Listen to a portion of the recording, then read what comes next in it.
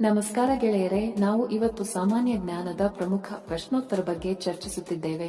ಈ ಪ್ರಶ್ನೆಗಳ ಉತ್ತರ ನಿಮಗೆ ಗೊತ್ತಿದ್ದರೆ ಕಮೆಂಟ್ ಮಾಡಿ ತಿಳಿಸಿ ಮತ್ತು ವಿಡಿಯೋವನ್ನು ಕೊನೆವರೆಗೆ ನೋಡಿ.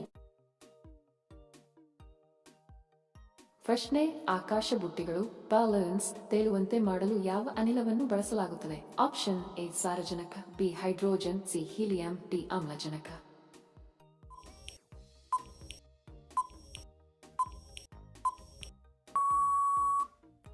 ಸರಿ ಉತ್ತರ ಆಪ್ಷನ್ ಸಿ ಹೀಲಿಯಂ.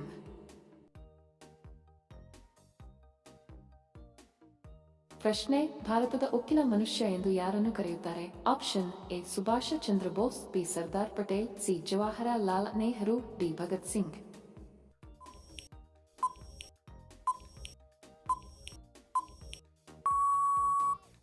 ಸರಿ ಉತ್ತರ ಆಪ್ಷನ್ ಬಿ ಸರ್ದಾರ್ ಪಟೇಲ್.